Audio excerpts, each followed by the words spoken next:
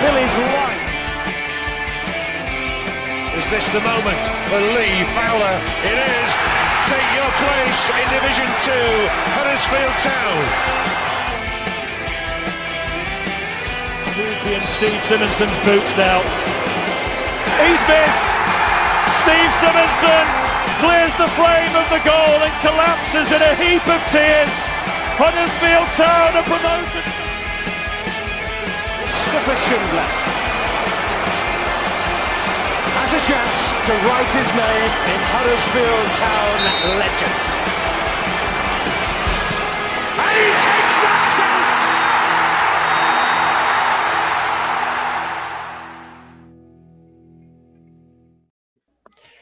Welcome one and all to the Huddersfield Town Social, part of the Andy Takes That Chance network. The lads predicted a tough test down at Stockport, and so it proved to be. Town, second best for most of the game, looked to be getting away with a point until Wootton's 96-minute goal dealt a hammer blow to any lingering prospects of the top two finish. It's now only 1 point gain from a possible 21 against sides in the top six, and social media was in full meltdown mode with calls for Grant out. Is the 3-0 win last night against Rotherham in the Vertu trophy enough to show that Lee Grant has potential to turn this season around, or are you firmly Grant out? The transfer window's also in full swing, but who do you want to see come through the door? Maybe we've got a big enough squad already, or are you worried about the impact of more injuries? I'll be your host, Nick Barlow, and joining me for the next hour or so will be Gaz K, Andy K, Tristan Batley-Kyle, and later joining us will be Ian Kilroy. How's it going, lads? Yeah, right. Excellent stuff. Yeah, I'm sure Ian can be. You notice he's never late for Takes That Chance pods, is he? No, he's not. It's only ever ours that he can't be asked getting here on But time. just feedback for you. You've cleaned up your act since you went on Radio Leeds. That intro had no smut in it, no innuendo, no dirty words, nothing. I'm worried in case Catherine Anna's listening, mate. She said she listened, so I thought I went all red, mate. I started blushing. You know what I mean? So I've cleaned up my act a bit for this one. I know. So you got to bear in mind, Ian Kilroy's absolutely petrified of Matt. Matt knocks him about, you know. Right then, so just to bring down this joviality, we're going to start on the Stockport game, and this were a big one, lads, wasn't it? You know, we build it as this was the acid test for Lee Grant. Could we finally go to a team in the top six and really hammer home some authority, lay down our credentials for a promotion challenger? And what we actually got in the end, I thought, was a really tepid, well, I want to say defensive display, but it wasn't even that. I think Stockport just completely outshone us for the majority of the game. I was really disappointed with the lack of energy, with the lack of creativity, and the substitutions left a bit to be desired for me as well. Andy, I'm going to start with you, mate. You went to the game. I did. What was it like, mate? What the first half? Let's focus on the first half first of all, because I thought that was the worst half, really. Well, what is it they say on the and it takes that chance to Discord? I was frothing after 30 seconds because we were taking a goal kick, and I've never seen three men piss about more with a football in the first minute of a game than I saw in that. And it was absolutely nailed on from that second that we were just there for a point. And we got our just desserts. I've tried to wipe a lot of it out of my mind because it was that the word I put into our group chat was execrable, which I've looked at the definition of because I wasn't sure what it meant, but I thought it meant rubbish. And it means extremely bad or unpleasant. And it was unpleasant. It was unpleasant to watch. There was no spirit. There was no fight. There seemed to be no tactic. The only thing that happened was we would clear the ball forward, and then it would be returned, and then it would clear it again, and it'd get returned, and Murray Wallace would head it away, and Joe Lowe would head it away, and it just seemed devoid of any sort of game plan, and it was just meh. And I maintain that Mr. Grant's zenith of his season was that 1-1 draw away at Lincoln. That's the best result he's achieved all season, and we needed to get something from Stockport, and we didn't. So walking out the ground, for me, you can forget top two. We're far away from it, and I think you can. For me, we are absolutely in a false position. We are not one of the top 6 sides in this league at this point in time. Whether he's going to make some changes in the transfer window, that I saw McGuane play last night. That was obviously not a transfer window thing, but Alves coming back, obviously not a transfer window thing. But I was really impressed by what's he called, Humphreys, despite the fact that the first 4 passes that he tried to make in the game went directly to touch. The lad absolutely tried his socks off, which I don't think could be said for many of the others. The 3 centre backs, I think, did a decent job. They could hold their heads up. The 2 up front, oh my word, Dion Charles. At one point, he got caught offside for about the 4th time in the half, and then I can't remember who played the ball. And he was blaming the person who played the ball, saying that he should have sent it out to the wing for somebody else. He'd have still been, within the reach of the ball, so he would have still been offside. Absolutely dozy. The stat that really stuck out for me, well, there were 2 stats. Was it 29% possession of a football in a professional football game for Huddersfield Town, and 54 completed passes in that first half. 54 in 45 minutes of football. You're not telling me there's a game plan there, or if there was a game plan that they stuck to it, because there's no way that they could have gone in there with that sort of approach or attitude. So anyway, thank you. I feel better for getting that off my chest, but awful. Absolutely awful. Embarrassing, mate. I mean, thanks for taking all my material that I was going to talk about for the next 10 minutes. Nice one. Feathers we're going to get back to it, traitors, but we haven't got time. We've got traitors. I know, we've got traitors on soon, so we want to get this over in an hour or so, although we've a lot to get through. Feathers McGraw says set up like a League 2 side at Arsenal away. Absolutely, mate. It were embarrassing. It were embarrassing how much respect we showed to him, how scared we looked. Dion Charles infuriates me, He runs about a lot, but not with any purpose. There's no purpose to it. Joe Taylor, last night, he made 5 or 6 intelligent runs. He wasn't picked out, but at least he were making runs. Whereas Dion Charles just runs about like an headless chicken. He gets offside every time. The bloke offers next to nothing. And for me, based on the last 2 performances, I'd be having Joe Taylor instead of Charles any day of the week. Second half, look, he brings Alves on. And to be fair, I thought he made a difference. I thought he was direct. He actually had some energy. He was willing to run at people. And he makes a great run down to across the byline, puts it across. I think Charles initially with the shot. Radulovic has a shot. It's saved. And Charles misses from a yard out, Gaz. I mean, when stuff like that's happening, you know it's not going to be our day, don't you? I think we all knew it wasn't going to be our day long before that point. I mean, talking about Andy's thing about Charles there, my particular highlight was where Ruskin fouled a man. Everybody stopped because he thought the ref was going to give a free kick. The ref didn't, so the bloke played on. He nearly got in, and then somehow we tackled and cleared the ball out for a throw-in. And Ruskin turned around and bollocked the referee for not giving a free kick against him. That was my highlight of the afternoon on Saturday. Fucking, you just like... It was same old, really. I think he had set up. I think he set up like Lincoln. I think he hoped he could do what he did at Lincoln, which was keep it tight for an hour and then throw Alves on and try and have a go at it. And it didn't quite work out that way, did it? No, you won't be surprised. I wasn't surprised to see Norwood completely running the game. We didn't get within 10 yards of Norwood once. Our centre midfield. It was like it was like we had 10 men. Your pass thing, Andy. I'm not. You know me. I'm not a big one for stats, but. Our pass completion rate in the entire game was 62%. So virtually every other pass didn't hit a Town player. I mean, that's some going for a professional football team. and I mean, I thought Cameron Humphreys grew into the game. I thought second half actually he did a lot better. He tried, but he only tried only because he made stuff happen himself. I think in the early stages he was looking for a pass to Colin. Then he actually on himself and a couple of times managed to roll a guy in centre midfield and break and create a bit. And Alves was the bright spark of the day, as you say. I thought, well, he actually looked like he was fit and raring to go. And obviously, we'll talk about Rotherham in a minute. And for me, he was the star. Inward McGuane was the star man, but it was piss poor, really. I think I'm struggling to think of a positive other than the Alves substitution, him coming on and showing he was fit. And we almost, ironically, scraped another point I mean, all but for the back three. I'm with you, Andy. I thought the back three actually on the day were excellent. I thought although actually they did what they needed to do. They headed it, they kicked it, they defended properly until the 96th minute when they completely switched off. Nickel switched off, and one ball doesn't like toast, and a guy nipped it at the back post, and I still don't know how he scored it. I mean, it's from the tightest of tight angles. He somehow gets it round the corner almost.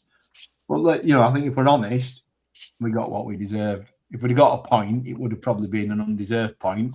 It's a point I would have taken after that performance. It's a point I would have taken. But yeah, it was.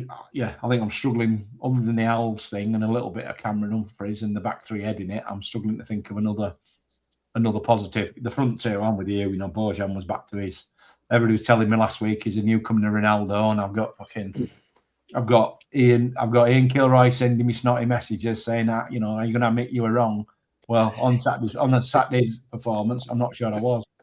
I said last week, I think he benefits from playing with Alfie May. Alfie May makes him look like a footballer. Playing with Daniel Charles makes him look like what he is, in my opinion. But yeah, it was just, it was I'm trying to do the right word without swearing, but it just wasn't good enough. It wasn't good enough.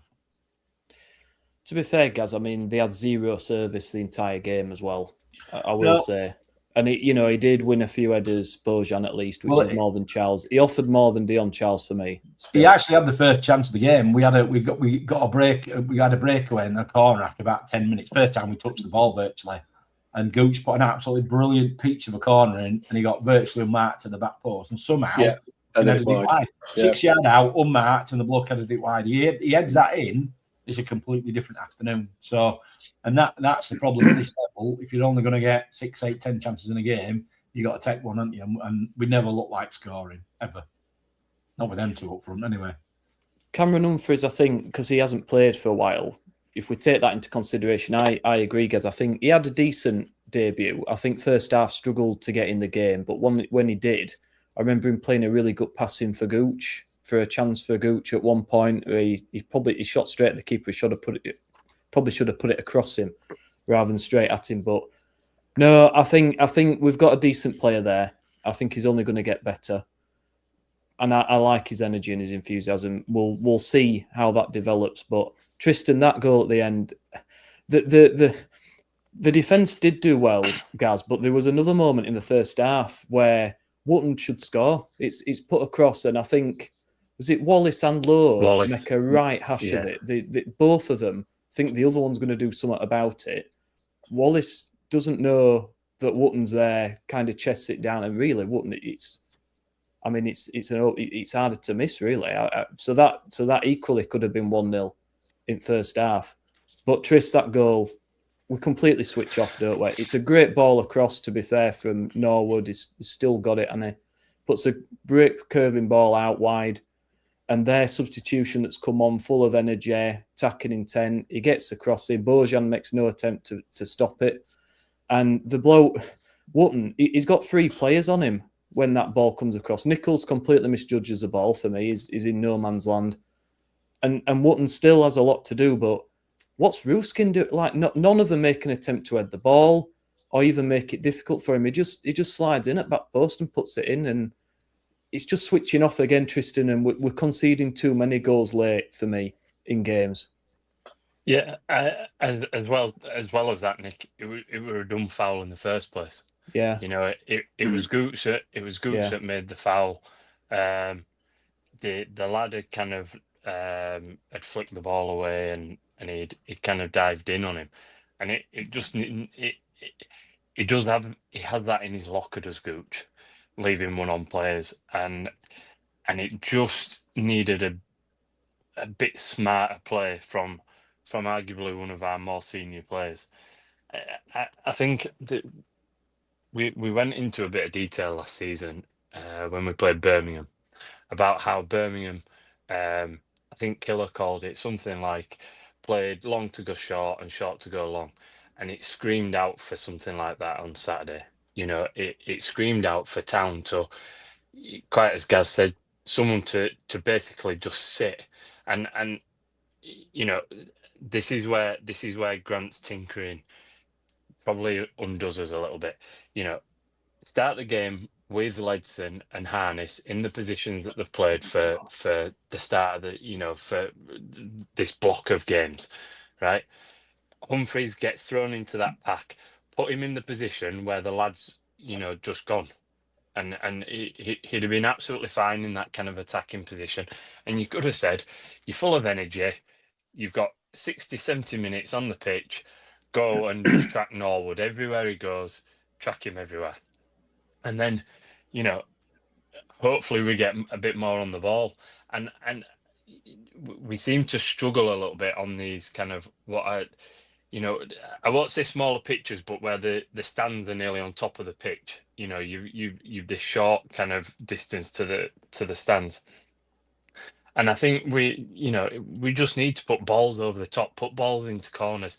I think we started to do it at Bradford. And in that kind of first 20 minutes or so when we had a bit of a decent spell, and we looked good, and I don't know why we don't seem to try and do things like that. I quite agree. I think it was you guys that said I think he tried to play the Lincoln blueprint basically, and actually it worked until half time, but then he didn't change anything after half time. And we then go down, and what is it now? I was trying to think earlier on. We've lost to Stockport last minute. We've lost to Bolton with 2 goals in the last minute. We've drawn with Exeter in the last minute. I think there was a game maybe just before Wigan. I can't think who we played, and we conceded quite late on. I bet there's easily 10 points that we've dropped by conceding late on.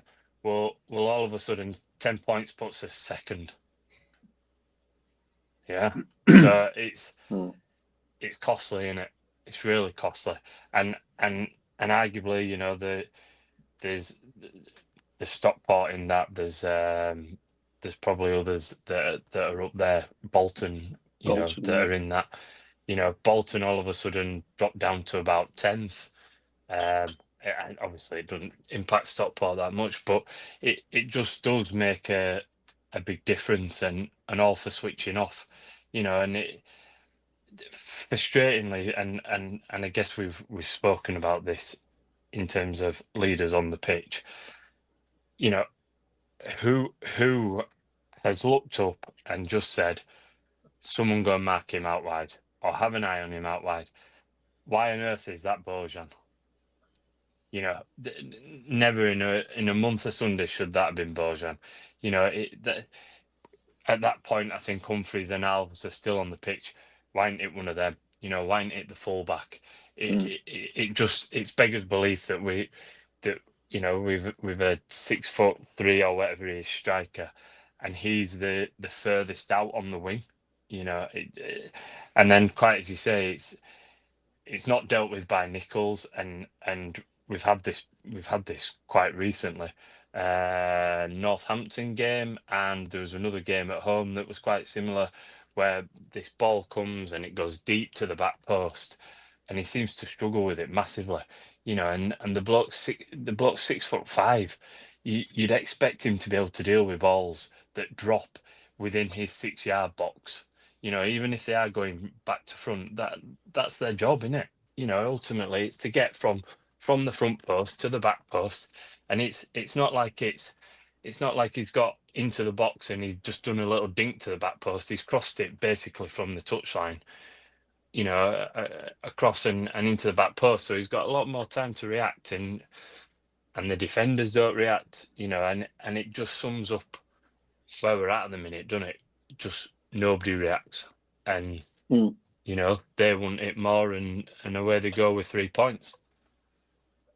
You're absolutely right, Tristan. I don't get it. I don't get why Bojan's there. What I don't get, just in general, is why we don't leave a striker up further up the pitch when we have a corner, when we have a set piece. The last time we did it, I think, we're Northampton at home, and we scored from it. Yeah. We haven't done it since. We have everybody back, so even if we do manage to clear it, there's no out. So it just comes straight. It's just inviting pressure straight back. all of a sudden as well, Nick. All of a sudden, so take the keeper out of it. There's 10 players. Norwood taking free kick. There's 9 players. All of a sudden, there might not be, and they might leave one back. So there's 8 players attacking us. All of a sudden, you stick a man forward, and there's 7 or 6 attacking us, and one's on the edge of the box. So then there's, it makes a massive difference, doesn't it?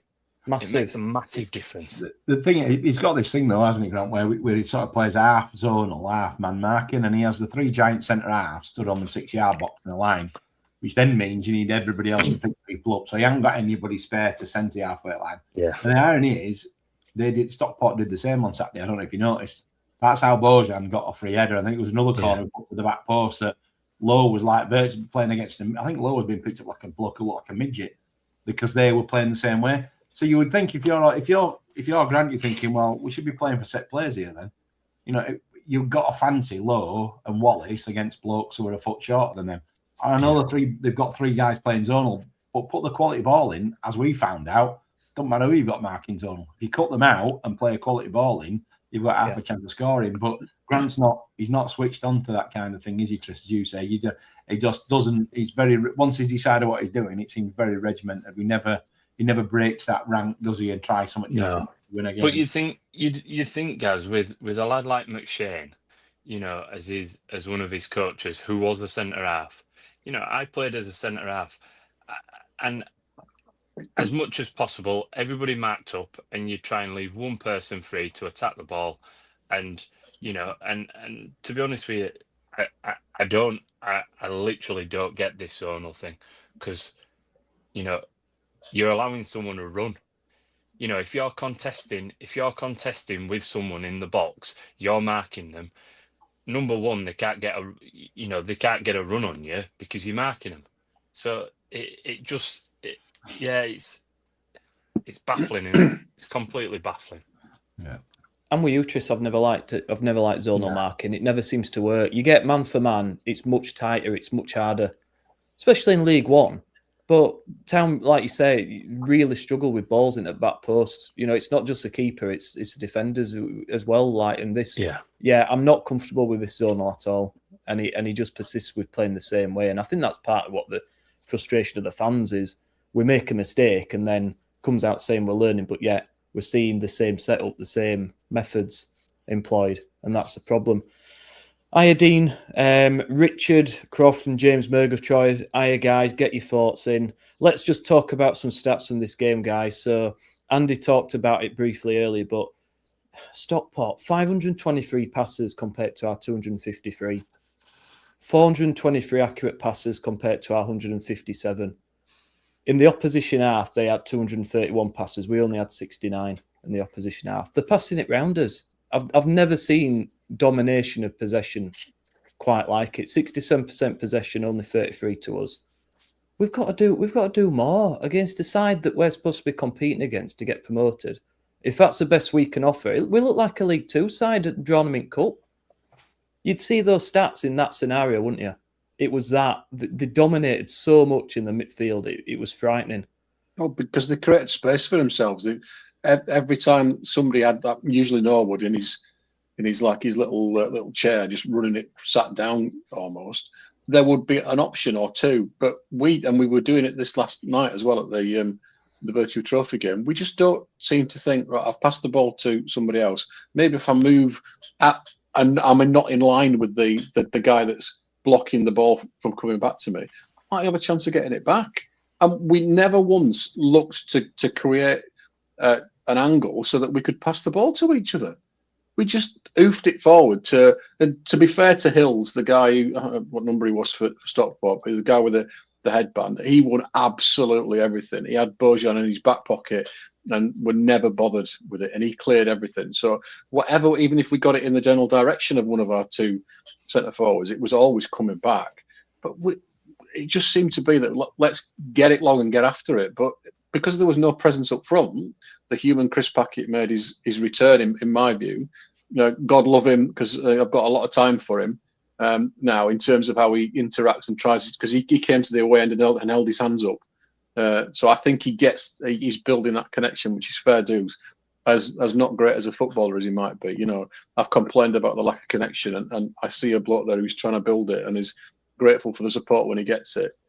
But it just seems to be that the basic pass and move thing has gone. We don't seem to have it. We did it a little bit last night, but again, not so much because we're so bloody deep, and we sit so far back with a back three, and like the two wing backs pulling and make it a back five when the opposition's got the ball. You've only then got another 5 players to get the ball to. If the midfield just watching it go over their head all the time, they can't get hold of it and do anything with it. And when they do, they just hoof it. It was absolutely unfathomable for me the way that we played. That's borne out in them stats, Andy. So I'm looking at the same ones as Unique. 253 passes. We only hit a Town player with 62% of them. 53 of those 253 were long balls. So basically, being 3 passes, 4 passes, and then whacking it long.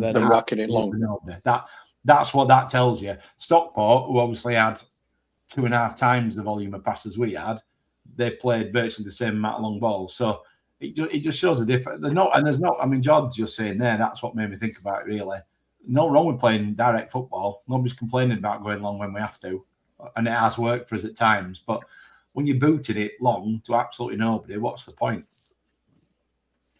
Mr. Kilroy has entered the building.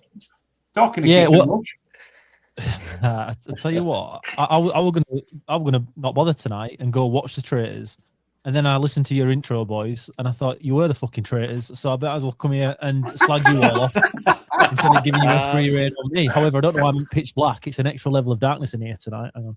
You're in turret, that's why. Banish him, Nick. Banish him. What an absolute joke you lot are. The fact you won't apologise to Bojan, Gaz, for him suddenly becoming probably the most influential striker that we've got is unforgivable, guys. And if I made a list of people I listen to and I don't listen to, the way you stick to Bojan not being a useful striker nowadays is getting you close to being struck off on my list, guys. I'll be totally honest. If I didn't have to sit next to you at the Town games, I probably wouldn't talk to you at this point. Because, again, one problem that fans have, football fans generally, is an inability to change opinion when players perform better or worse. And whilst I'm not like that at all with Ben Wild, right, with you and Bojan Radulovic, I think he might have a bad game, but you're the first one to jump on him then and say, no, see, he's shit. That's not how he is. He's much better than he was. Okay. He throws himself into challenges a little bit more. Let's see how he goes next 3 games then, mate, and then we'll have this debate again.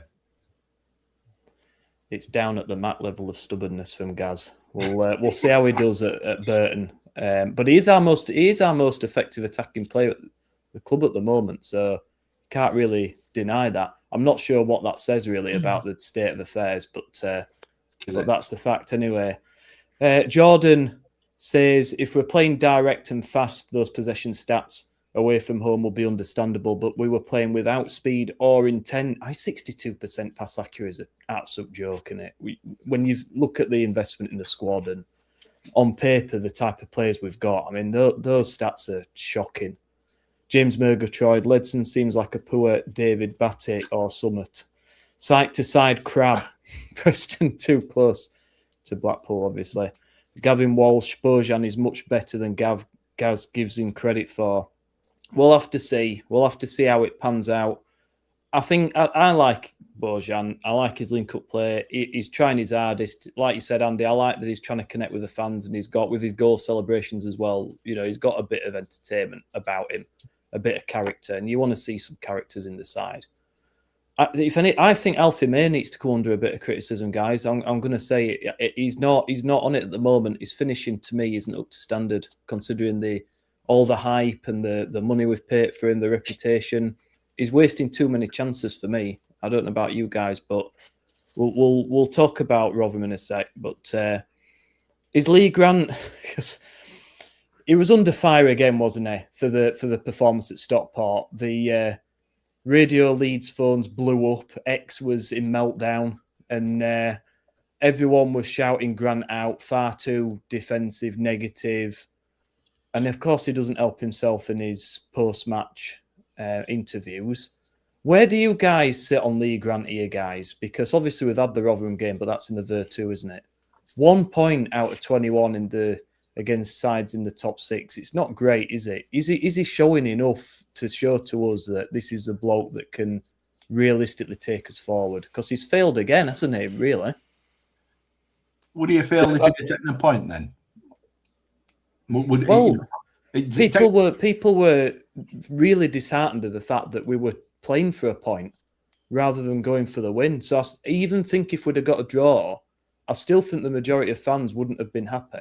I mean, I could be wrong, but I think if he'd have taken a point, this is what we said about Lincoln. After he took a point at Lincoln, if we'd then gone on and won the next 2 games comfortably, it looks like a solid point. And if he'd have taken a point and then we went on and beat Burn and Bradford, it would have looked like a solid point. The problem is, he didn't take a point, did he? The players. I think for the fact we didn't win and nearly got a point is on Grant. The fact that we got no points and not a point is on the players. That's what Grant set us up for a point, and we should have won a point. The players are to blame for the fact we didn't get a point. And you talk to the players, and I think what really pissed me off was we were talking about Cameron Humphreys earlier. They sent that poor lad out to do the press. How shit is that? Where's the fucking Ledson? Where's Wallace? Where's these wankers that like to wear captain's armband? Why didn't they face up to the media after that shit show? He said they sent a young lad. And fair play to him. I thought he actually handled himself really well in the interview. But I think you can blame Grant. We didn't go to win, but I think you have to blame the players that we didn't take a point from the game. I don't think I'd have been that bothered if we'd have taken a point. I don't think it'd have been any different to how I'm now about it, to be totally honest, guys. I think as a fandom, as a group, as a town fans group, we'd have been less upset, I think, per person. But for me, it was just about how we went about it. I don't accept going about it that way at any point. Stockport were 18th on the form table. But you're not going to play Barcelona here. You're not off to play Arsenal away from home. Hey, you're playing Stockport, who are struggling at the moment. And we've basically just gone and gifted them all the possession, all the ball, and deservedly lost in the end, guys. And he's already saying it's a player's mistake that's cost us the point. It has, but to be fair, I think if you play that game over and over again 10 times, we'll lose by more than 1 goal anyway. I think there's enough chances in there for Stockport to score a really wrong way. Wootton got the ball after Joe Lowe, I think, and Murray Wallace made a bit of a bollocks up in the middle. He should have scored then, and Nichols came out and made a decent... Oh, did Murray Wallace get the block on that? I can't remember. But there are a few moments in there where I think they had enough of an opportunity to score. No, they didn't. But for me, just that setup's wrong. That's not what we were sold. It's not Northern football. It's not brave. It's not what we want to see as town fans. I think League One has really gone through, as I mentioned on Takes That Chance podcast. I'm not scared of Matt, by the way. I'm not scared of it at all. I've just adjusted my timescales. Matt turns up every time we go to podcast. Just a little inside note here. About 30 minutes later than everybody else. So I've just adjusted naturally to that time, that's all. Killer also knows Matt doesn't listen to this, so he can say what he wants. Nah, I can say exactly. Oh, there's enough grasses in Discord group to pass it back to him. Don't you worry, guys. Terry or Jack will be on it at the moment. They'll be texting something. But I just thought the way we went about it was wrong. The way we spoke about why season ticket prices went up, the type of football we were going to play, it's just not that football anymore. And we're not getting the results either. I think that's probably a bit different, guys. If you play like that every week and it's shit boring, but you're picking up points in your top 2, then you can't really complain. I am a results guy. I am. But this kind of football that's shite is not winning points either. So it's not doing anything. I wasn't happy after the Lincoln game. I thought that performance was poor, but they were a little bit more physical. I think it was a different dimension of a game than what Stockport were. They weren't physical, really. They just had a better ball player in Ollie Norwood that ran the show. We didn't have anything until last night, similar to somebody who can do that, and it just overran us. But when you give them all the ball, give them all the field position that they want, they could 43 crosses with it that they put in, I think, over the course of the game.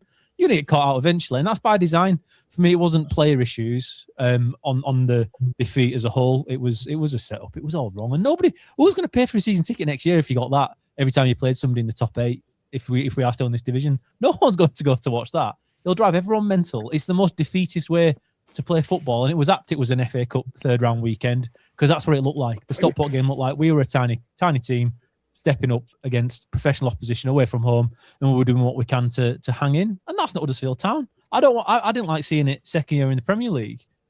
I don't like seeing it at any point. So to have to see it now when we've spent all the money we have done at Stockport, I think it's a bit of a joke, to be honest. And we are better than that. It's not teams like Stockport. I don't like throwing that in there. We should be like this no matter who we face. We should at least go and give it a go, because I think that's what resonates with town fans better than anything. If the team gives it a go and loses or doesn't win, like against Wimbledon at home, the 3-3 draw, I still don't think the atmosphere was too bad after that game, because we just conceded every kind of opportunity Wimbledon had, but we still went at it. We still scored 3 goals ourselves. You're going to have some people that are a bit dickheady and complaining, but that's just in general. You have to ignore that. So when people then try and throw in, oh, no, you see, people did complain, he complained. Yeah, a few people will, but as a general consensus, I don't think it was like that because we gave it a go.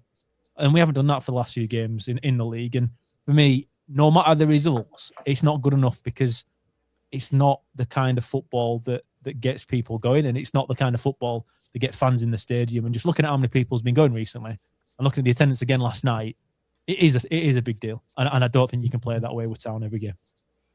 Well, not only is it really boring, but it's pride-in as well, isn't it? Every single big game, whether it be a derby or a game against supposed rivals for promotion, we've lost apart from Lincoln, where you could argue that they should have been out of sight after that first half.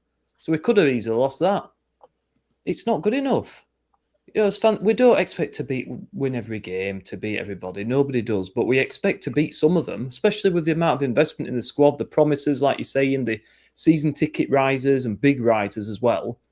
You expect to be better than last season, and that involves beating some of these sides and at least competing. I mean, we barely competed in Stockport. They wiped the floor with us pretty much. I know they didn't have loads of... I don't think Nichols had tons of saves to make, but certainly in terms of possession and territory, and they just absolutely wiped the floor with us. And we shouldn't be having that.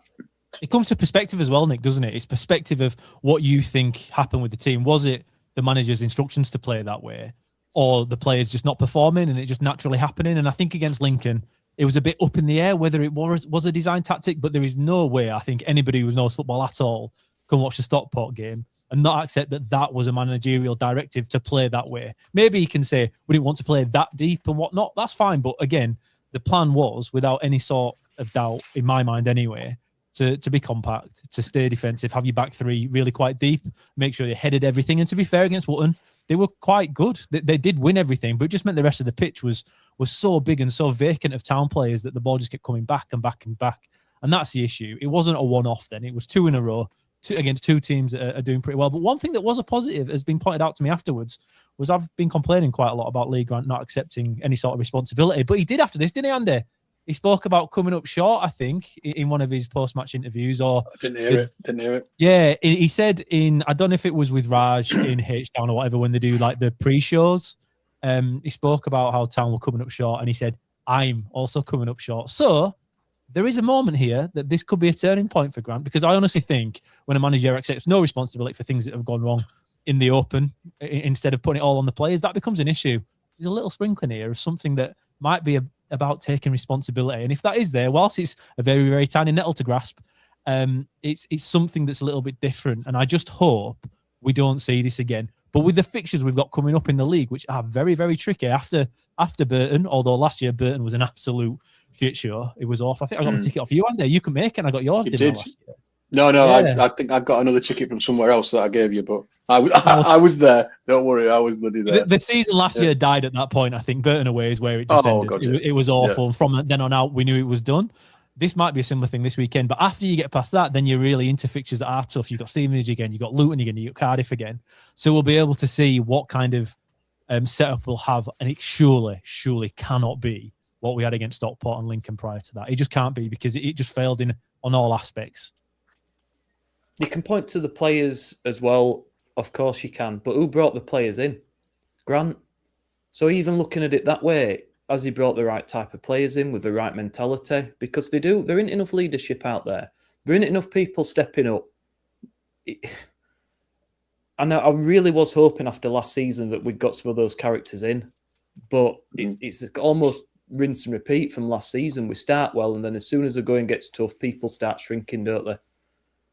Shirking responsibility. Gavin Walsh makes a good point. You know, let's play to our strengths. Have teams worry about us. Why are we worried about what other teams are doing? Go out there, play to your best, and let them chuffing worry about us. What are our strengths? Well, I don't know right now. I'm not sure we can. I'm not sure we can call them out, can we? That's part of the problem. And we were looking at it last night. In fairness, you know, McGuane hasn't had, I don't think, much time probably in and around that setup and training, and so isn't kind of regimented like some of the rest of them are, you know. And as soon as Ledson came on, it was back to that regimented kind of, you know, pass on the back, pass into midfield, pass it back, and it does feel like at times the players are being drilled so much into kind of how they play and these patterns of play that they're not, as I think Killer you were saying, they are standing behind people because they're not drilled to or they're not given the freedom to go and do something different, and it doesn't feel that much of a coincidence that individuals that that haven't kind of that have like stood out and in recent games, Alves as an example, all of a sudden he drops into pockets of space and does something a bit different and all of a sudden comes up with something, and I feel like it's just drilled into them, innit? I think that's really good, Tristan. I think that's a really good pickup, that, because Lee Grant, when he first came in, I think it was spoken about how prepared he was for everything. And I think you are spot on. And I've not really thought about it that way. I think the team is very well prepared playing the way he wants to play.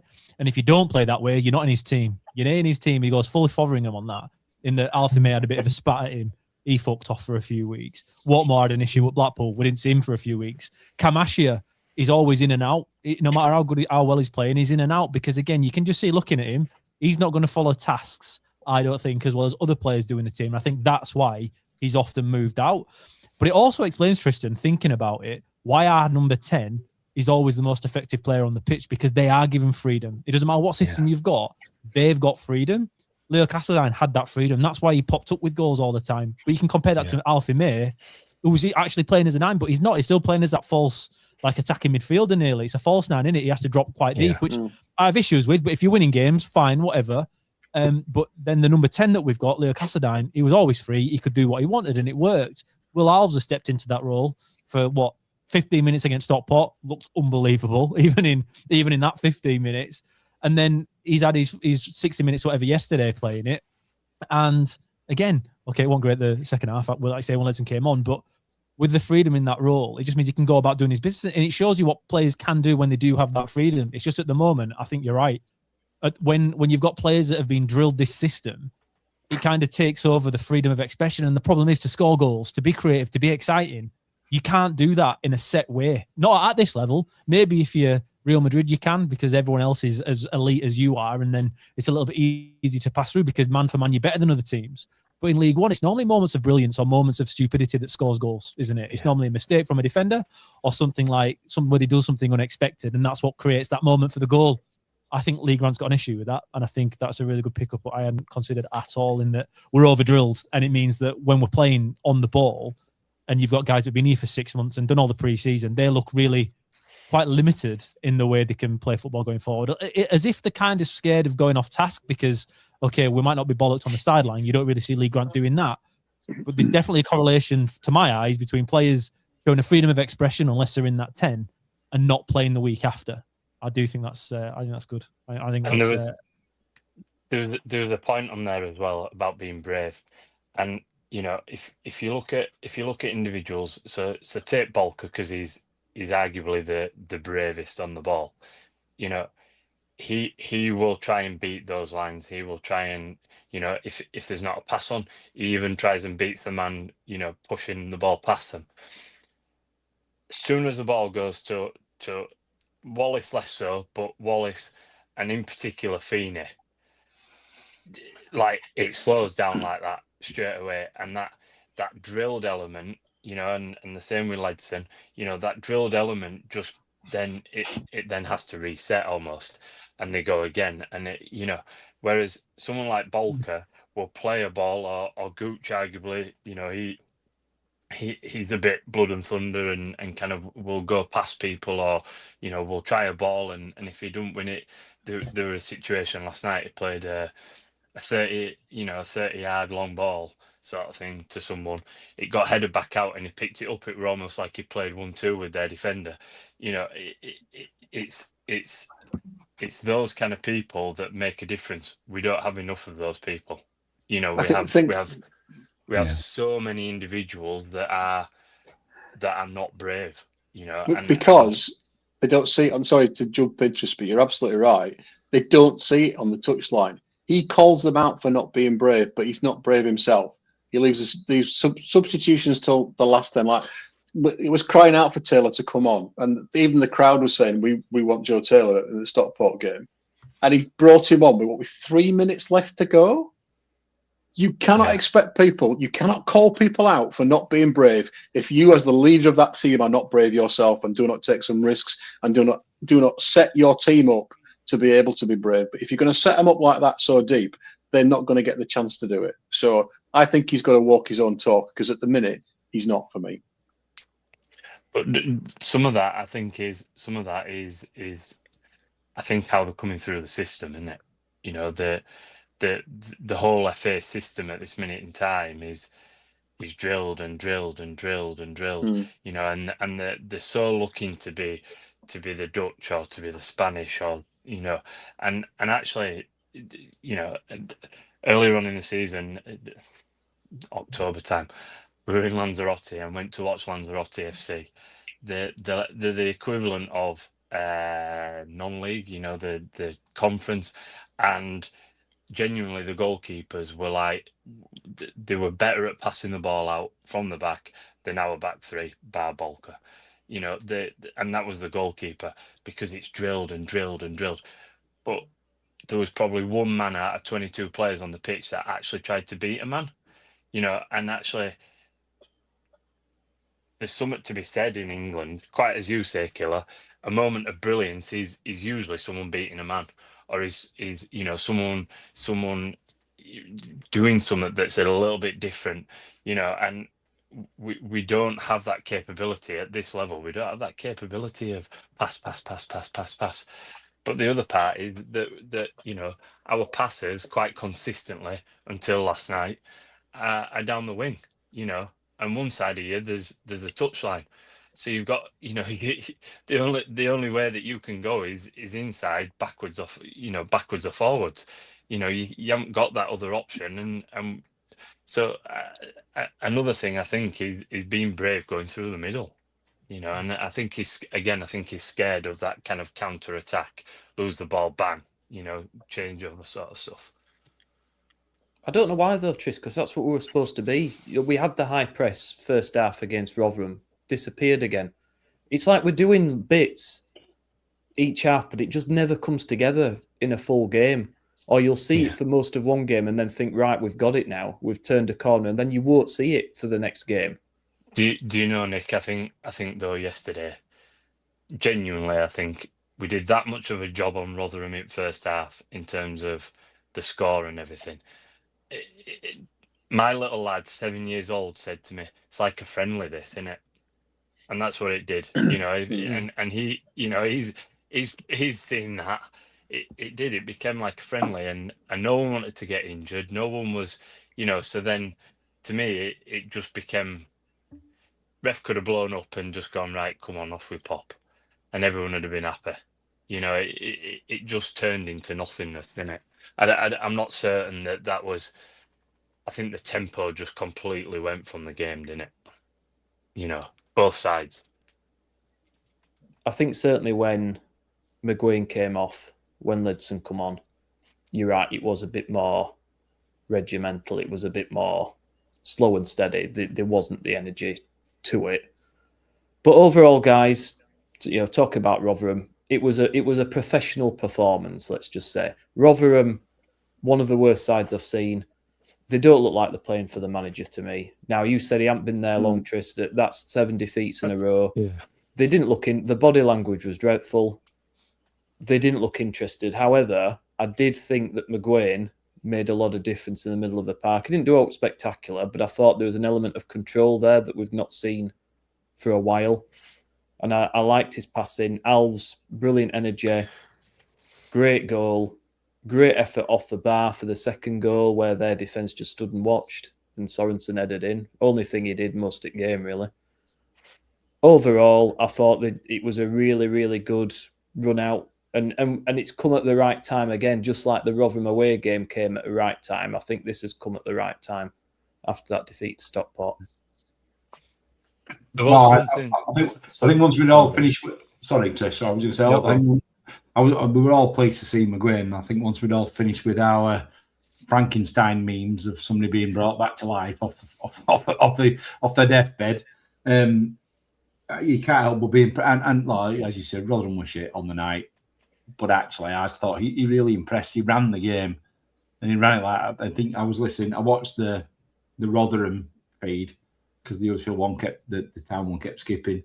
And then, their commentator was really impressed. I described, he talked to him as a metronome, and I thought I had a really good analogy that on the night. I thought he was great because your point, Andy, he passed and then he moved. He passed it and moved. Yeah, passed and moved. Yeah, it's fucking rocket science, is it? He passed it and he moved, and then when Ledson came on, Ledson went back to doing what Ledson does, which is standing behind opposition strikers, so the centre half can't pass the bloody ball to him. So I think you're right, and also there's 2 teams in every game. So my guess is they got an absolute rocket off the manager at half time, and the 10 or 15 minutes after half time, Rotherham were better. Let's be honest. They were no great shakes. They didn't really offer any threat, but they were way more in the game in the first 15 minutes of the second half than they were in the first half. And actually, we got better then as the second half wore on.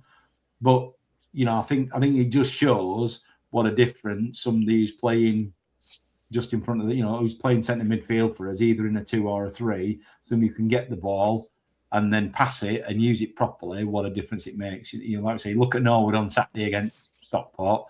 There weren't many Hollywood balls, were there? It was all give it, get it 10, 15, 20 yards, into feet, into people's run, so they're not having to check and come back.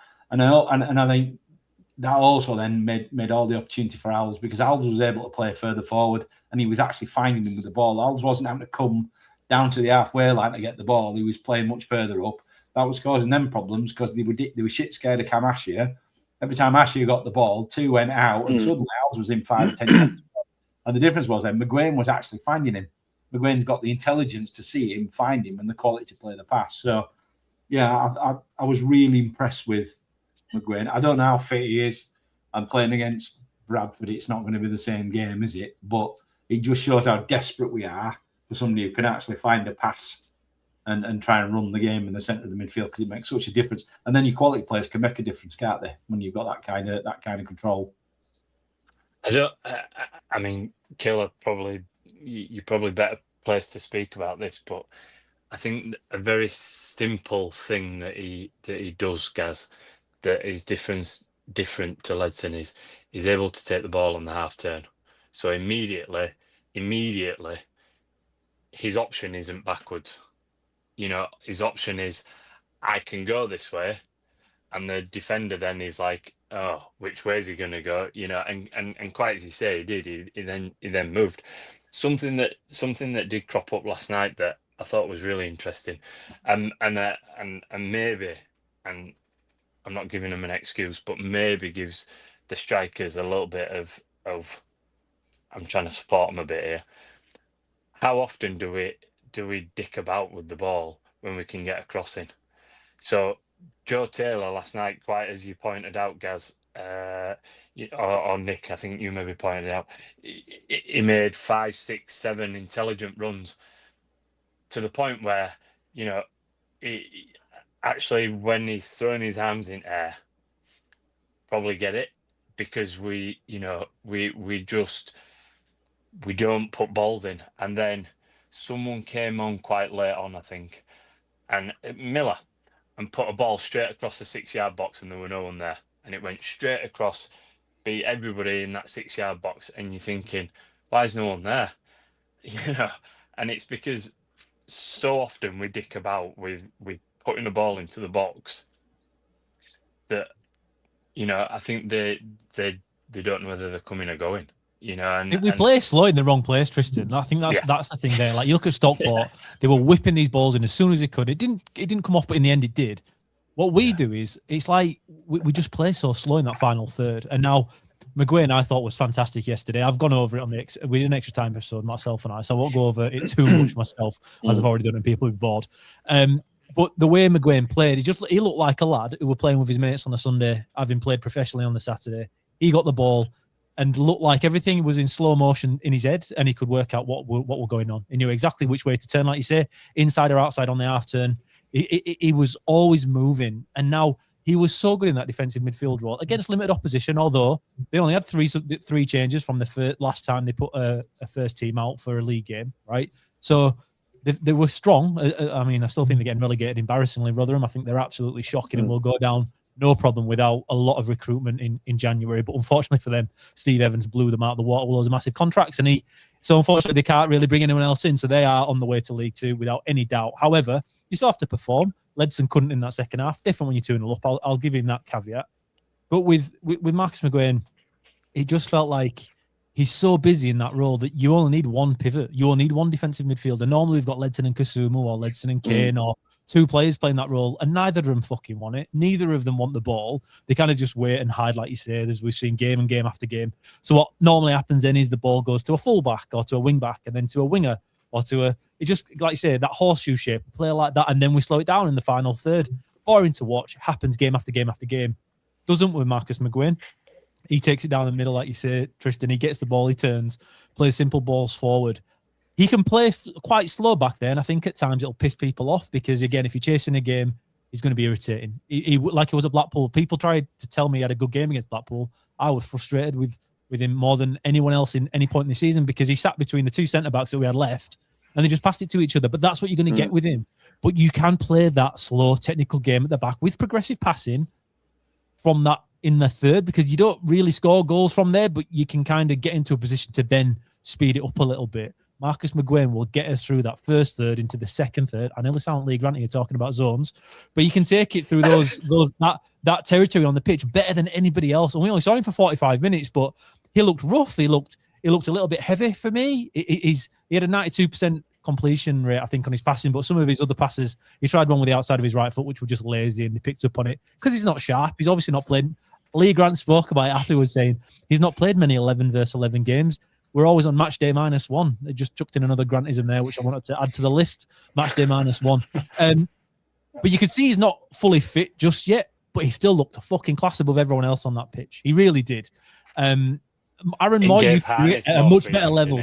He did, yeah, because he didn't have to sit next to him. Normally, got Ledson there, with Harness there. They're both having to sit really deep, and Harness is good on the ball, but not great at turning. He does turn quite a lot of times into trouble. He doesn't really see peripheral vision too. He's not great in that. He's not entirely sure where people are because he's always played as a winger and he's always had that touchline to protect him, Tristan, as you mentioned earlier. Yeah. When that is there, sometimes it's a bit easy because you know no one's going to come from that side, so you can focus on the rest of the pitch. When you're playing centre midfield, they're normally the most intelligent footballers because you have to have that pitch awareness of where people are. Marcus McGuane has it. There is no doubt about it in my mind. He looked brilliant yesterday. And now if he can stay fit, it changes the entire way we can play, because I think if he's fit, you shift to a 3-1-4-2 formation, which gives you more players up front. It means you can play faster. It means you can press higher because you know when you do get the ball at the back, Marcus McGuane can do the job of two people if he gets fit. That's what stood out for me last night more than anything. And if I'm Town right now, I'm off out still to get a big boy to replace Bojan if he gets injured or if Gaz boos him off and he needs to have a bit of a break. But it's also to go to get a couple of more midfielders like Marcus McGuane. We've watched Stockport pass through us through the middle and we're like, why can they do this and we not do this? Lincoln did it. Exeter tried to play football the right way. We never do it. Yet with the money we're spending, we should be able to against certain teams, but we never do. Yet yesterday we could. And it's because players like Marcus McGuane enables you to do that. Just having one of them is not enough, especially when we look at his injury record. I mean, he was good for Oxford a couple of years ago in this division where he played more or less every game. But then he struggled, and he obviously struggled with us this year. So we really need to have more players like that, because it showed you in a 45-minute spell yesterday what they can give you, because it gives you extra people up the field, Tristan. And like you've mentioned, it meant we went through the middle with passing rather than out wide. You can still play out wide at times, but there was more options through the middle, and it opened us up. It opened it up for us better than any other point this season. It wasn't one of those games like Mansfield away or Rotherham away where we've been blood and thunder and scored early doors and been rapid. It wasn't like that. It was a technical performance, and that's something we haven't had at any point this season. That's why I'm probably a little bit overexcited to say there was only, 1,000 people in the stadium against proper dross opposition. But the way we played was a way we couldn't play before without Marcus McGuane in it. So we just need to get him match fit and keep him fit and try and bring somebody else in. I don't think Humphreys can play that role too well, but I tell you what, he'd look very good next to Marcus McGuane, which means you wouldn't have to have a defensive Ledson next to him. We've suddenly got a few more options there in that central midfield role.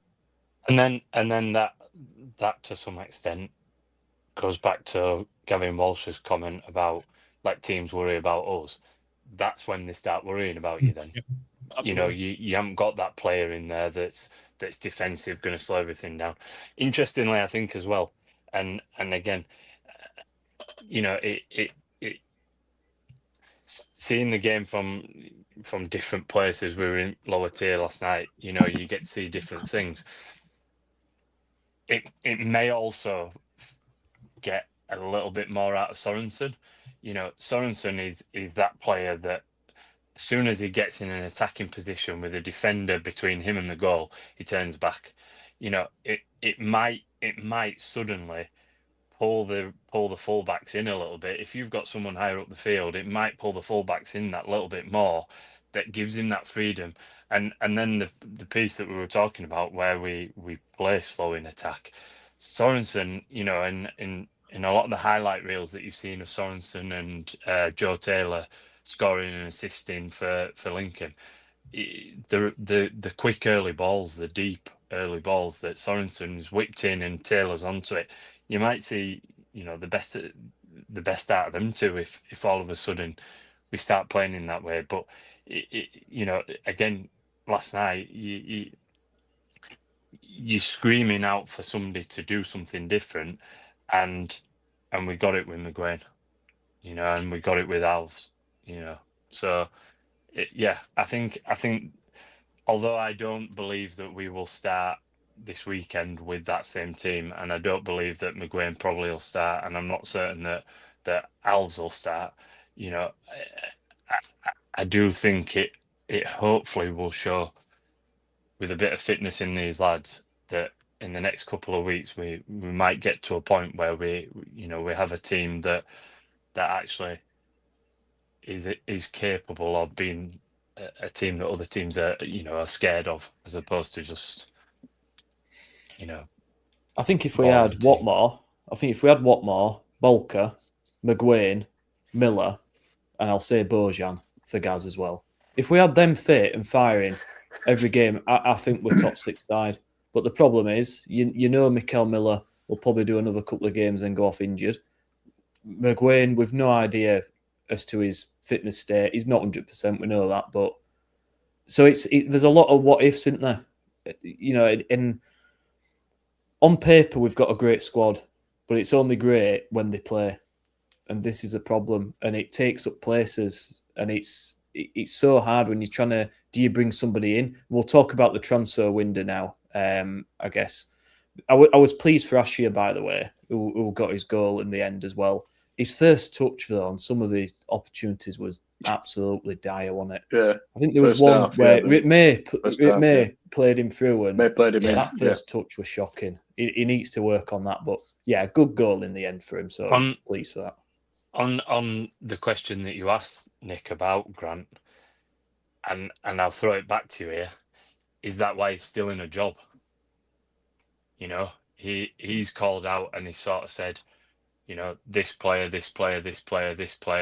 top players. We had this conversation last night. You know, all top earners or even his top players, well, they're not there. They're injured. You know, your Kane, your Ledson, your Kane, your McGuane, you know, Watmore. You know, there's been Alves has been injured. You know, May had a bit of an injury at the start of the season. Is that why he's still in a job? Possibly, but it didn't help Duff, did it? When we had loads of injuries. And the thing is, Tris, as well, you know, some of these players, they had long injury records when they brought him in. Like Watmore, injured a lot of the time, struggled, and lo and behold, he gets injured after a few games. So I think that's partly true, Tris. I think there is some truth in that, look, you can point to that and say, with a lot of injuries, when they come back, maybe I can actually play the style that I want to play. And I do feel sorry for him in that regard, but equally, I think he could be doing better with the players he's got at his disposal. He still had Alves there for Stockport, and when he came on, he did, but he leaves things too late for me with his changes. That Joe Taylor sub were a bit of a joke. He's not going to get, you know, people are criticising Joe Taylor. He's not going to get into a game with 4 minutes, is he? So I feel, you know, I just wish he'd be a little bit braver and go for the win. And if we lose, we lose. But I'd rather lose playing like that than how we did at Stockport there with a win. But some of these lads, you know, take your Watmores or whoever else, they're at this club because of their injury records. If they weren't injured, they wouldn't be at the club. You know, they'd be still playing and performing at a higher level. You know, and are we a bit of a victim of our, of our own recent success, and by recent, by people's expectations of us of where we are. You know, would we accept, signing someone like Jordan Hudgell? Would we accept signing, look at some of those Lincoln players. That McGrandles in midfield I thought was superb for them. I thought he was so busy. If we went and signed McGrandles, or I might have said his name wrong, if we went and signed him, would people go, oh yeah, he's a real signing him? Or would they write him off straight away? They'd probably write him off.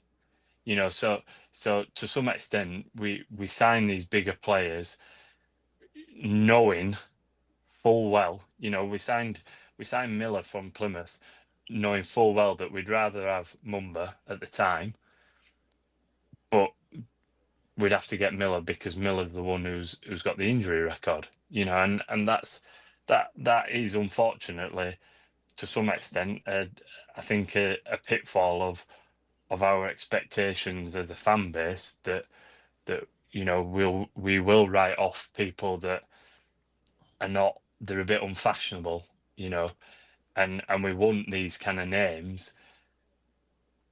I think that is why we are where we are at the minute a little That's bit. it. And the thing is, Tristan, is we do spend a lot of money for this division, right? But we don't have enough money to go out and buy the best players in the division. As stupid as that sounds, we don't go to Leyton Orient and buy the best player.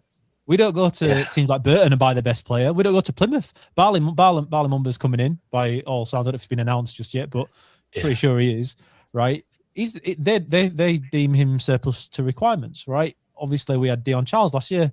We're still buying players from this division who on paper have been good and can be good on the day, but do have issues. So even though Kev spent a lot, other than Alfie May Relay, who again, he's older now. He's not quite what he was a few seasons ago.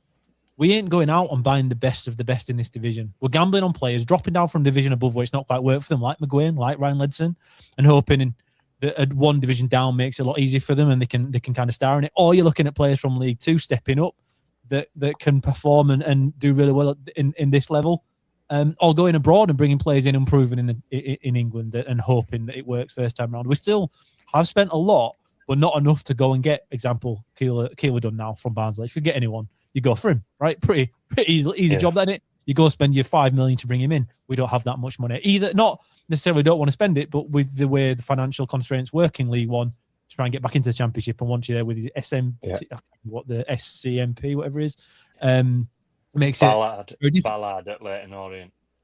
Exactly. You just can't do it. We can't do that. We can't do that either. So you have to gamble on players. It's people on the up rather than on the down, innit? Yeah. We've signed them a year, 18 months too late, haven't we? Yeah. I mean, personally, I'd rather assign decent League One players, but I know what you're saying, Ian, that, they do cost a lot of money, even at League One level. It's always a gamble, isn't it? But you just think, maybe sign a couple of those types of players and then maybe a couple with a bit more reliable injury record. But, it is what it is. And talking of transfers, transfer window in full force, Zepi Redmond has returned to Aston Villa, which is a shame because we only saw him for a very short spell, didn't we? Scored against Bradford, of course, after Bojan's brilliant assist where he pretended to miss it a shot and direct it into his path. And I mean, it's a shame, but I guess it opens up another loan space and maybe we've got another one in mind. So makes sense to me, lads. Are any comments on that? Or we didn't see a lot of him, did we? Where was he going to play in 3-5-2? He's not going to get a spot. He's going to spot, is he? So it's not a surprise that he's gone back for me. Yeah. And as Ian said, we're linked with Barley Mumba. It looks all but done, judging by the sources that's reporting it. 24-year-old from Plymouth. We will probably remember him from that goal he scored in the Championship when Neil was manager, and It was right at the beginning of the season, wasn't it? And he just danced around all our players and stuck it in. And that was a sign of things to come for the season. But Plymouth fans saying he was really good in the promotion season, then his form's dropped off massively, maybe needs a change, a scenery. But he's certainly got pace, hasn't he? Have we brought him in as a replacement for Miller? Maybe, because his contract's up at the end of the season. I can't imagine we're going to renew it. Or is it maybe for Ruben Ruskin? Or is it just as an extra? I think it's a decent signing on paper, but again, it could go either way, this one. It could be great, or it could be another Ruskin situation. I think he's got something we don't have, though, which is directness. We don't have any other player that gets a ball, and he's just Ashley is probably the nearest you've got to that. But his end product, God love him, still isn't the greatest, is it? Whereas he is pace, outright pace. And he can play, Killer probably know better than me, but I think he can play either side as well. I think he can play right back or left back, and over the wing back, I guess, is what he'll be playing. So he probably gives you a different dimension. He gives us a bit more flexibility in the squad as well. If he can play in two positions, that always helps. I wouldn't be surprised to see Ruskin go. That wouldn't surprise me. He may be on his way out to make room for Barley Mumba to come in.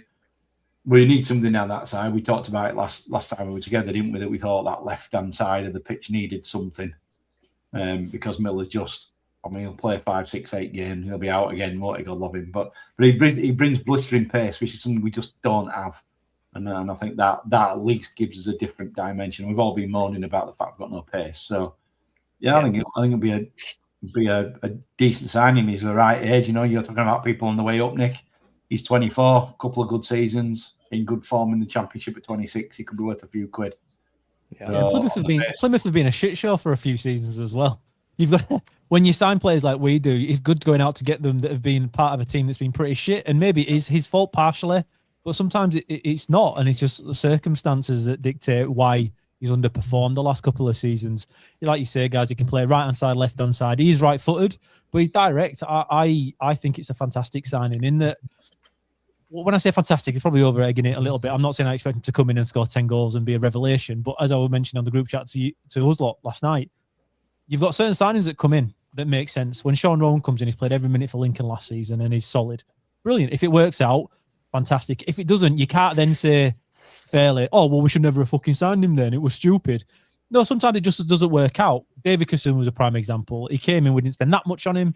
We thought it might work. He's done okay without being great. I think most fans would be happy to see him move on at this point because it's not kind of worked out. But it's a somewhat of a gamble. He's stepped up and okay, he's not set the world on fire and it's not been fantastic. But he's done a job that I think it just hasn't worked out. No one's going to be upset when he goes, but no one's going to say it was a waste of money either. And I think when you build in a team, a new team, and a new culture, you need quite a few players like this. Not all of them will be hits. Some of them will be misses, but it's not reckless. And I think that's an important way to go because we've signed players previously. Dion Charles, didn't need him last year. It was never going to be a good fit then. Bolton thought he wasn't good enough, and they weren't particularly poor, but they thought he'd lost something. And we've seen that clearly there is an issue, and he's not quite the player he was previously. But we thought we were smarter. We thought we were better. We thought we could make it work. But different with Barley Mumba when he's 24. Like you say, his best years are ahead of him. He needs to have a new start. I think that's what you get in League One, though, isn't it? Players of that age, quite often we've had it with Jacob Butterfield, Adam Clayton, players that kind of get to us, and you need that new start, that fresh impetus, that new beginnings, and sometimes it can change the career trajectory. And I think this is one of those kind of signings. I'm looking forward to seeing. I know it's a bit early because he hasn't fully signed just yet, although, to be fair, Kev does like a late night signing, doesn't he? I think he likes to be awake before we announce him. So 10 to 9 is now. Maybe it's a bit late for today, but I'll be very surprised if he's not announced before the weekend. And but it's match day -1, isn't it? So he probably ain't going to get much 11 versus 11 action, and we won't be seeing him this weekend regardless. But no, one that makes perfect sense because Ruskin, for all the celebrating that we did this year when, he's playing as a winger now, he's been so good, we give him a new contract now, so all of a sudden not playing as a winger anymore, and probably on the way out within, 4 months? It just shows you how funny it is with Town sometimes. I feel like whenever they sign anybody now on new contracts, just keep it on down low. Because as soon as you celebrate about it, Joe Taylor got chauffeured. He got shown around in person by Mark Cartwright, and he was celebrated and thanked by Kevin Nagle for bringing him in. And Ruskin's contract was another thing that was celebrated, as was Lee Nichols, but then Goodman was here as well. Maybe we just keep it quiet and just announce it quietly and just put him on the team sheet and go from there instead this time. It just made me laugh with Taylor that all this fanfare coming gets injured, and then we have another interview to almost apologise and explain that, try and reassure that he'll be back. Yeah. It's one of the weirdest things I've ever seen. Also links to Charlie Webster, not as reliable sources. 21-year-old midfielder from Burton. He was a Chelsea youngster. Scored, I think, 9 goals so far for Burton. Impressed me when I've seen him. I believe he scored a bit of a wonder goal against us at home last season. I think it was him. On paper, really good signing again, but I don't know how much truth there is in this one, if I'm being honest. Would you like that sort of signing? Do you think he'd be a decent addition? He looked their standout player against us earlier in the season. I thought he looked busy. Is he a 10, Nick? Is he? I don't know jack shit about him. Is it an ACM? I think so. I think he's more of an advanced midfielder. I mean, he is injured at the moment, I believe. So perfect. You know, right. I think he's injured till February, so he's almost certain. Sure for him in. Coming. Yeah. Well, I don't know. We don't need another. You've got centre midfielder now. They brought Cameron Humphreys in. You've got enough people for the central midfield positions. If you're bringing in another central player, he has to be able to play further forward for me. Otherwise, what's the point? We've got way more than enough depth in that area. We need match winners, don't we? And bringing in yet another centre midfielder is not going to win us games. Who would you want to see coming, Gaz? Do you think we need any more with the size of the squad? Well, Barleyman was coming in. We talked about a left back, didn't we? And I still, everybody's going to roll their eyes at me, but I still say we need a big number 9. Bojan's not a big number 9. We need somebody who sits on the bench that'll come on with 20 minutes to go, disrupt the game. As we said last year, Birmingham and Wrexham, who romped this league, that was their game plan. They played the game, and then after 20 minutes to go, when they were struggling, they wanged on, what's his name with the neck tattoos, the Australian guy who's Scottish. Lyndon Dykes. Lyndon Dykes, come on. Oh, they had Fletcher, didn't they, at Wrexham? And that's that's for me. That's what I still think we're missing, that, and that's what I'd like to see. I think centre halves are fine. The good news is, according to Lee Grant, McGuane, Alves, and Miller coming back, it's like, quote, 3 new signings. If there's one thing to wind me up with a manager claiming somebody coming back off loan or injury is like a new. No, it's not like a new signing, is it? It's like somebody who's getting back from injury, mate. But I see. I think the bit of pace we wanted, and left hand side, you've probably done 2 in 1 with Barley Mumba. So I'd still like a big number 9. I'd like something where, the Stockport game, the Lincoln game. These are games that are the Northampton game. These are games that are crying out for us to be able to change the dynamic, and that's the only way you can do it for me in League One. But yeah, I've no names for you, Nick. What you want in name or? No, mate. I mean, it's hard though, isn't it? Because essentially you're asking someone to come and maybe sit on the bench, play second fiddle to Bojan, which I can't imagine. Wrexham and Birmingham managed to get somebody to do that, so my guess is by paying them a shitload of money. Well, yeah, but can we afford to do that, mate? That's the question, isn't it? I'd like a Sam Smith character, from Wrexham, someone like that. But are they really going to want to come and sit on the bench? That's a problem. I don't know. Anyone else, guys, or do you think? I mean, we're quite stacked squad wise, aren't we? No, I agree with Gaz with the big lad up top. I think still, for me, it's not just about the playing capability; it's about its character as well, and that. We want somebody that looks like they give a shit about wearing the badge of the club that they're playing for, and I'm not convinced that enough of the players in the squad at the moment do. It feels like it's like another job, which I get. They don't want to be too high or too low and all that type of stuff, but I want to see some character. Whoever comes in, I want to see some character, and yeah, a big brawling number 9 type of fella to lead the line and get a few, keep the ball up top would help our game plan, wouldn't it? So I'm with Gaz on the big lad type of thing. I'm not certain that he wants to play that way though, does he? And have we seen enough of him even wanting to change? Do you know what I mean? So bringing a big striker, I'm not certain how much he gets used.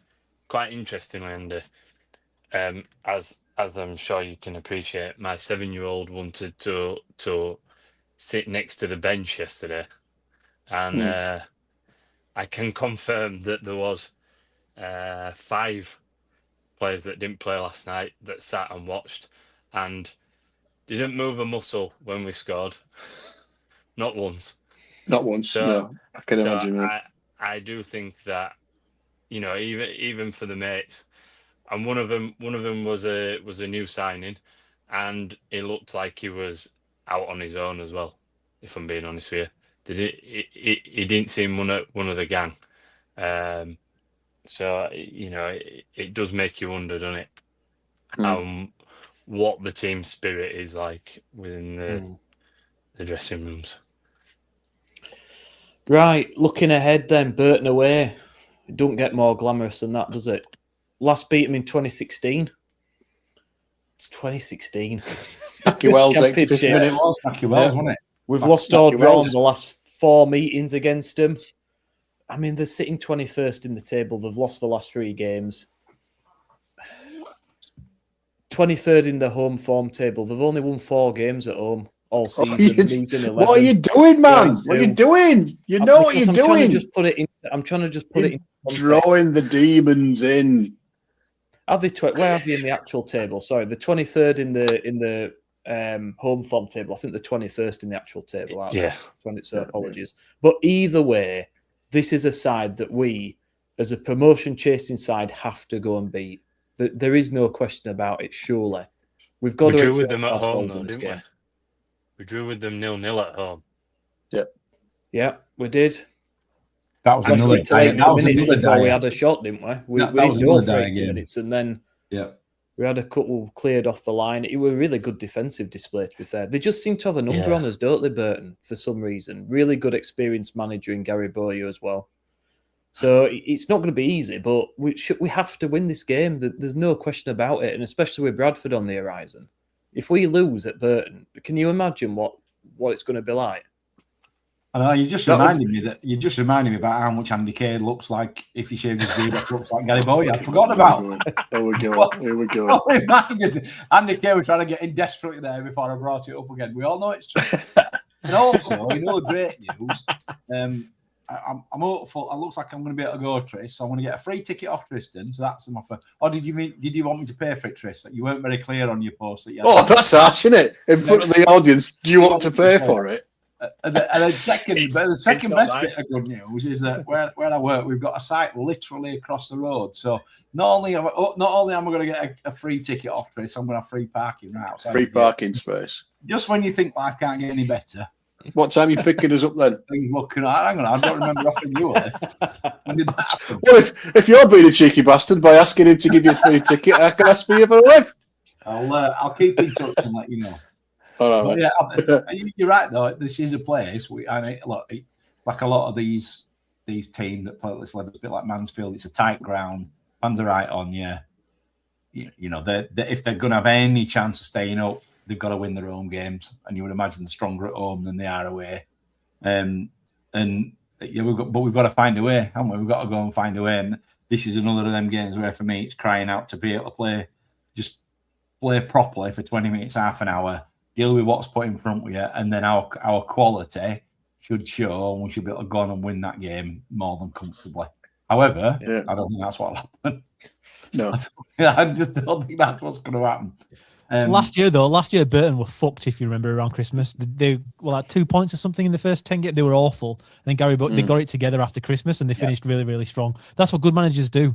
Good managers finish seasons really, really well. And Gary Bowyer, don't worry too much about how they've been up until now, because it bears zero resemblance when it comes to Town putting a performance in. It means absolutely nothing when we turn up to Town, does it? It's a big test for us, because last year we got absolutely battered down there. Absolutely battered. And whilst a lot of the players are different, it feels very strange in that the culture doesn't seem too different, does it? We still feel like we fall apart in the same situations. So it'll be interesting to see how we go. I think, again, it's like Mansfield away, like Rotherham away. You score early doors, different game. We'll run over anybody, I think, in that situation. But be a big Town following again. I don't know if we've sold out just yet, but there'll be 1,500 of us behind that goal in the terrace, which is quite tight and good atmosphere, to be fair, as long as you're winning. Last time we got absolutely berated by a few people in wheelchairs to the right hand side, if you remember. I don't know if you guys remember it, but they were getting very, very antsy with us. They were giving us the old wanker sign pretty much all the way throughout the second half, which, to be fair, we deserved because we did play like wank. But no, it's a tight ground. But you have to go to places like this and get results. And to be fair, we've done all right generally going to places like this year and getting results. So I think we'll be okay. And that is actually a step forward to where we were at a similar point last season. I don't think we've given up just yet. I think we know, all of us, that this weekend doesn't mean much. It's one of those again where you can't really win, because if you do win, everyone says, well, you should win. If you draw but batter them, people say, oh, well, we still battered them, and okay, it happens. If you lose, you're in trouble because people are going to absolutely batter you. And then you've got Bradford next week, which is what we're all waiting for. It feels like we're skirting around the real issues, doesn't it, until Bradford come to town. Because even if we lose against Burton, but then beat Bradford, I'd rather that. Not just because it's Bradford, but it shows you then we can beat teams at the top of the division. And if we are going to take 3 points from the next game, I'm happy to lose on Saturday to make sure we win afterwards. Not the derby, but because, again, that's more of a statement. This weekend's, in a strange way, a little bit of a free hit, isn't it? In that I'm not too bothered how it goes, although, of course, I want us to win. Doesn't really matter. Bradford's your test. But Burton, they'll be better than what the form table shows, because in the last 3 league games, they've not scored and they've all conceded more than 2 in every one. So they are pretty terrible if you look at that. So let's pretend that didn't happen and doesn't exist, and we'll see how town go. Predictions, guys. Andy, what do you reckon?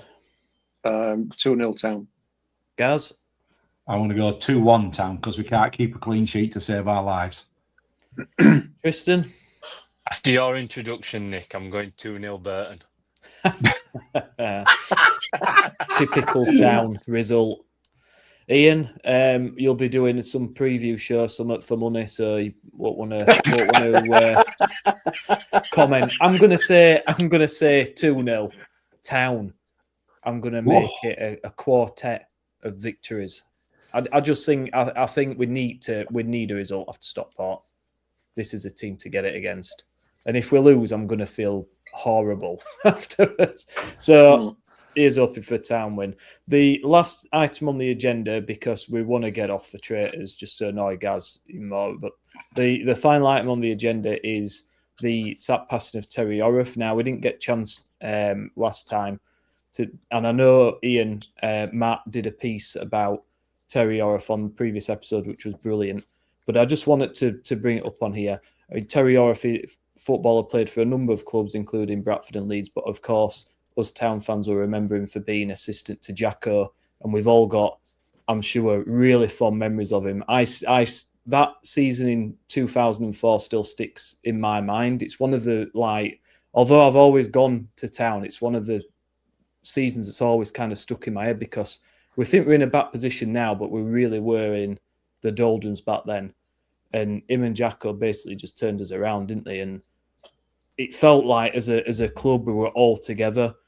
And his experience, his knowledge, I mean, that's exactly, I think, what Lee Grant needs, isn't it? Somebody like that alongside him. But he was absolutely brilliant, really nice guy as well, by all accounts. And it's just really, really sad. But guys, I just wanted to ask, what was your sort of favourite memories of Terry Orrough at the club?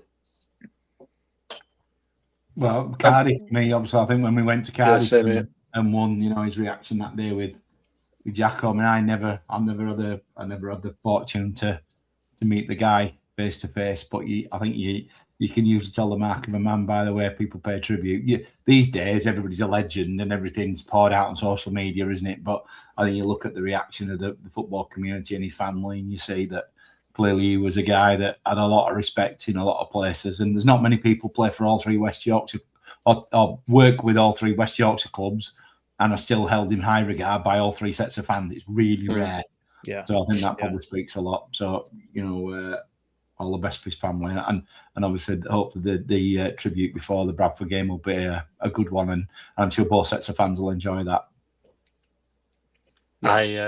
I grew up with the Great Escape VHS as being one of my staple watches as a kid, and it just the way that he came across on there, and the way that people like Andy Morrison spoke about him, or those types of people that you thought were kind of hard cases, and actually just spoke about him with such kind of respect and admiration sort of thing. And you're quite right, Nick. It's exactly what I think Grant needs at this minute in time.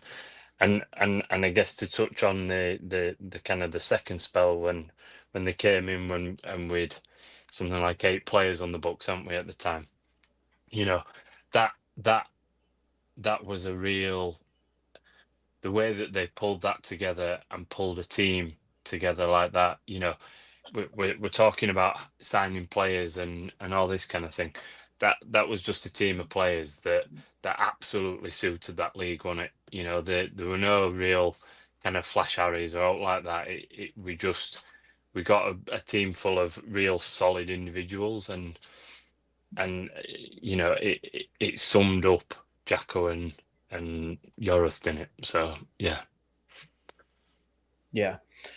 All our thoughts are with Terry Yorath's family at this time, but yeah, we just wanted to make that little tribute. And like Gaz says, it'll be I'm sure it'll be a really nice tribute at the Bradford game as well for everybody to pay respect. I think that's it, guys, for tonight. We've done enough, haven't we? Thank you very much, Andy, Gaz, Tristan, Ian, as always. And thank you, guys, for all your comments, as always. It makes the show. I am going to say it again. If anyone wants to come on, just message us. Just send us a DM on X at the Town Social. Join us, because it's nice to have new faces on rather than just us 5 moaning gits on. 5 or 6 moaning buggers on every single week. But we will be back after the Burton game and hopefully a much needed 3 points. Take care, everyone. We'll see you soon. And as always, up the town.